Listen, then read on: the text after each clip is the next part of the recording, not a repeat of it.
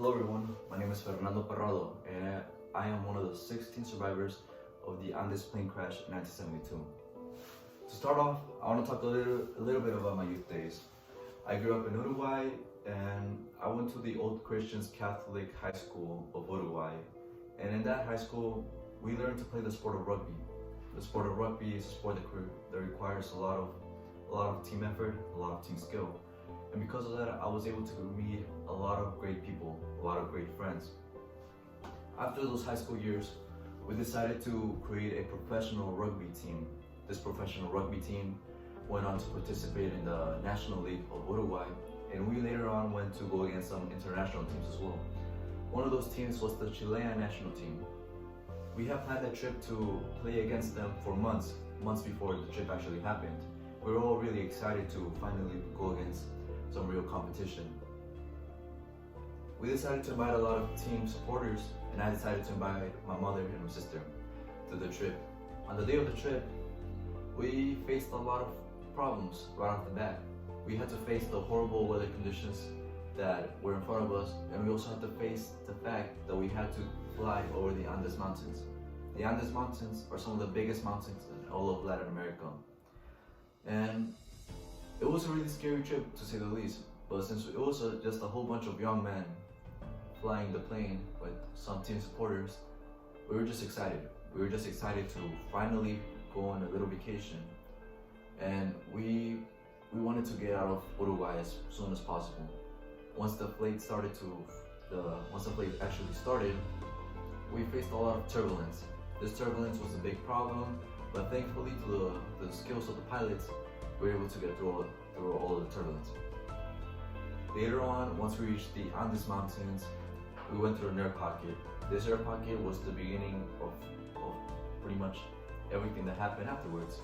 We had crashed inside the Andes Mountains, and we really didn't know where we were at. A lot of people died on impact. Unfortunately, my mother, she also died on impact, and the plane, it was completely scrapped. My sister, Susie, she was left horribly wounded, and she later on died a week or so after the impact.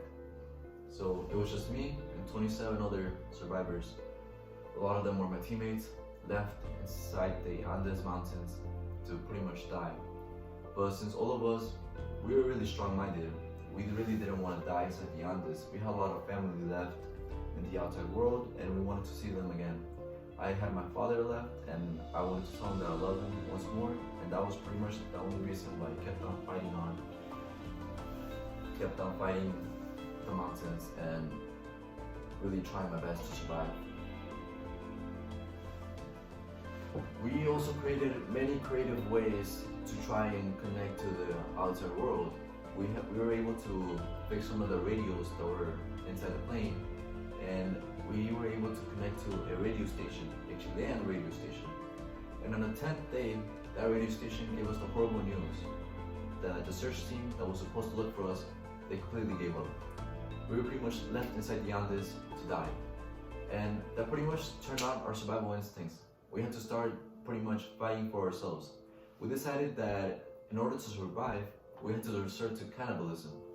We had to eat the remains of the people who died on the impact, and also the people who died along the way. And pretty much that allowed us to get enough energy to survive every day until we were finally able to be saved. About around a month or so of being stuck in the Andes, we were also faced another great problem. This problem was an avalanche. We were hit by an avalanche. All of the 27 survivors who survived the impact were all buried inside that avalanche.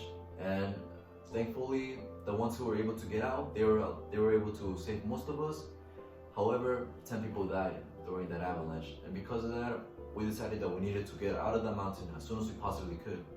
We had multiple excursions to reach the peak of the mountain to see where exactly we were located. However, those excursions failed. But me, along with one other friend named Roberto, we decided that we weren't gonna give up. We weren't gonna die inside the mountains. And we decided that we would create an excursion that will reach to the peak of the mountain all the way down until we reached Chile. And this excursion took 10 days. On the first 3 to 4 days, we were able to reach the peak of the mountain. On the peak, we were amazed to know where exactly we were located. We were located right in the middle of the Andes. The view was spectacular, but because of our conditions, we were not really able to enjoy anything at all.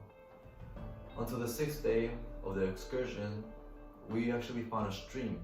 This stream of water pretty much led down all the way down to the bottom of the mountain. And on the 10th day, we were lucky enough to find cattle. This cattle let us know that there was a farmer nearby, and once we were able to find the farmer, that's when we knew we were safe. That farmer allowed us to reach a search team so that we were able to find our friends that we left behind inside the mountains. And that actually took a couple days since that farmer was in the middle of nowhere. But during those days, the farmer was really nice. He gave us food and shelter until the search team came to his land. And on the day that the search team came to the land, I decided to go with them, to guide them to where my friends were located at. And they were amazed to know that me and Roberto, that we were able to pretty much reach the peak of the mountain and climb all the way down. They pretty much thought that it was impossible to even climb the mountains. But once we were able to find our friends and finally save them, I was so relieved. I was so relieved that they were, because of me and Roberto, and because pretty much of the efforts that everybody that survived in the crash, we were able to finally see our families.